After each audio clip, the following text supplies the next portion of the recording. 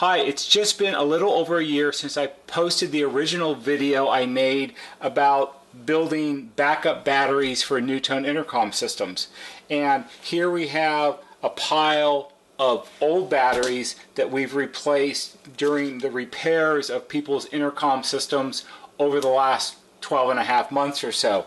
I divided up the piles by color because that makes it easy. These are all primarily from 4006s and 5006s. The green ones and the red ones are 3303s and 4406s.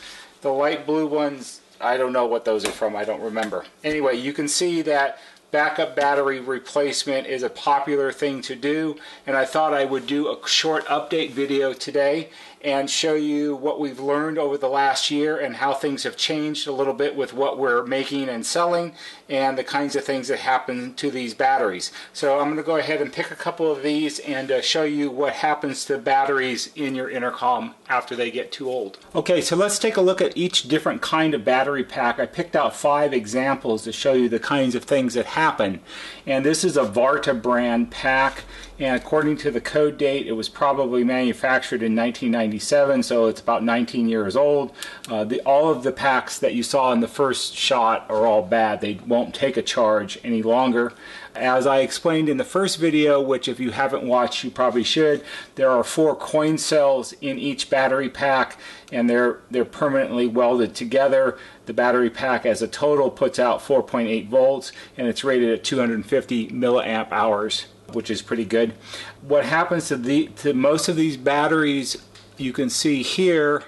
So this is the little end connector that plugs into the socket in your intercom master station, and you can probably see right here and right here there's some blue and green corrosion inside the connector on the metal surfaces of the connector. And what happens at first with all of these batteries is as they age and as they begin to not want to hold a charge anymore, they begin to leak. And I'm sure most people can remember when you were a kid and you had your favorite flashlight and you kept some D batteries in it all the time, and you pull it out of the closet one day to go hunting around outside at night and it wouldn't turn on, and when you took it apart the batteries had all leaked inside the flashlight and ruined it. This is the same kind of problem. So how does the corrosion get down here in the connector? Well, what happens is it leaks inside the plastic covering, and the chemicals begin to leak out the batteries, and the wires that are connected to the cells inside the battery pack, you have the plastic covering and then there's individual wires inside each strand. The wires act like a wick, and they wick the chemicals down the wire, and slowly they move down and down and down and down, and eventually they make it down into the connector where the metal is, and the chemicals react with the metal in the connector and you get corrosion. So this is a very common problem. If we look at this one, this green one, this is also a Varta, same specifications. All of these are the same. This one says made in Germany. I don't know when it was made. There's no date on it. But you can see right here, you've got this sort of crystalline kind of powdery looking stuff on the outside of the cover, and if you scrape it, it comes off. Those are actually the chemicals that have leaked out of the inside of the battery and have leaked through the seams in the green plastic cover, and that's why I'm wearing gloves, because I don't want to touch the chemicals. So that's what happens, and those are the chemicals that make their way down the wires into the connector. So there's that one. Here's another one. This is a Varta. This is from probably 1990, it says. And this one is a little different at this end because this is out of a 4006. And this one, the connector is still plugged into the socket, which is soldered onto the little circuit board here. There would have been 2 wires that came off in this direction that went to the power supply, which is what charges it up, and when it's backing up the clock, that's where the power flows out of. This one, the corrosion is so extensive that you can't unplug it. It's like welded together. So in this customer's repair, we had to scavenger a little board and socket out of a used 4006 to replace this one because we couldn't get it apart. This one, this is a red one. This is probably out of a 3303 or a 4406. Same specifications, no code date on it. You can see here on these original packs they're labeled as NiCd, which is nickel cadmium, which is the kind of coin cells that are in there. And this one also has leaky chemicals on the outside of the wrapper, which is bad. So that's that one. And then this one is a little different. This is probably out of a 4006 because it's a blue one. No code date on it that I can see, but the reason I chose this one is because you can see here how the blue plastic cover has split away, and down here on the end it's actually, you can see the metal coin cells inside. So how did it get like this? Well, lots of times when battery packs fail, they fail and the batteries short out. They're like a dead short, and as you try to pump voltage into them to charge them up, the coin cells get hot, and this blue plastic covering is a heat shrink plastic material, and as the battery packs get hot, the plastic continues to shrink more and more and more and more, and it pulls itself away and uncovers the batteries. So when this one was new, it would have looked like that. So this is bad because this has failed a whole lot. So if we peel this off, you can see inside a lot of chemicals on the surfaces of the batteries. In fact, this one, the battery is kind of domed out here, so it may have the internal material in the battery may have, see if you can see that, it may have gotten hot enough that it pushed the metal out because the contents expanded. The other thing that happens when batteries like these, when they fail, and they fail in a shorted method, as opposed to a short is where they're as if they were touching together like this instead of failing open, which is like this. So this is no circuit, this is a closed circuit. I've seen a lot of examples where when they failed in a shorted manner, they tend to overload the charging circuit in the master station itself.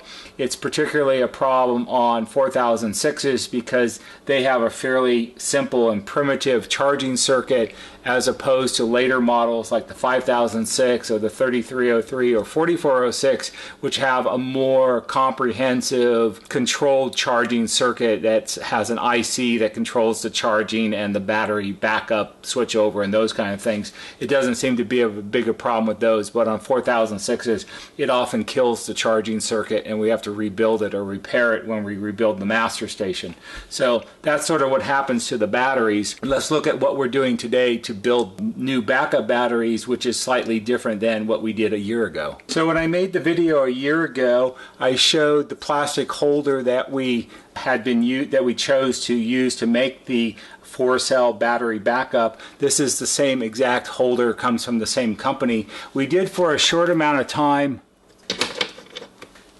try this holder. I'll take these cells out of it.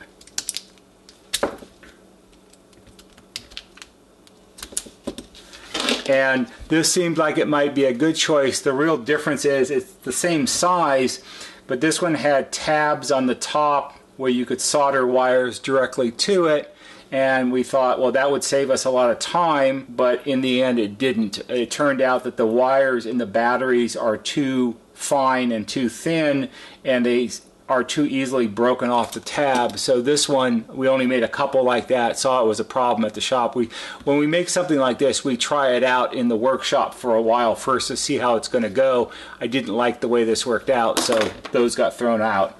And we went back to this one. This one has pre-attached wires down in these crimp connectors. This is the way they come from the manufacturer, and it's a better choice because they're very sturdy and they don't pull out. The holder is pretty much the same, and this fits in all of the models that NuTone has made that have backup batteries. The other change that we made are, in the first video I showed how I had to scavenger the wire and the connector off the old batteries to reuse the plug. The problem with that was we have the corrosion problem in the connector, and a lot of the plug ends really weren't any good. So we did a search around and I found out, or figured out, what type of connector it is. It's actually a fairly common little miniature connector. It's used a lot in things like radio control hobby cars and airplanes and things with rechargeable batteries. It's a pretty standard size connector. And so once we figured it out, I ordered a few to make sure that it was right. And then once they came in and we verified it, then I went ahead and bought a whole bunch of them.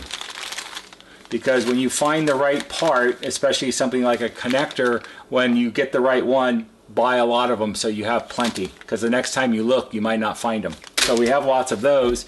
And then it's just a matter of doing like I showed in the first video. We cut the wires, we solder them together, we cover them with heat shrink tubing. It also makes the wire assembly a little longer, and that makes it easier to actually plug it in because it's not so incredibly short.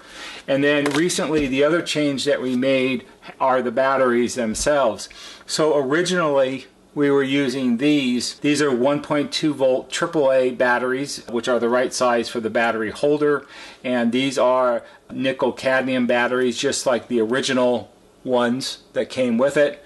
The problem we found with these are there's not a lot of manufacturers that make these batteries any longer. This is not it's a popular size and a popular voltage, but it's not a popular chemical composition anymore. You know, nickel cadmium batteries go all the way back to the 70s, and they're just not very popular anymore.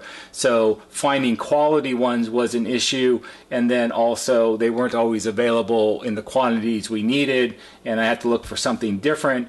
And after doing a bunch of research, I found, and I also have tested and verified, we changed over to these.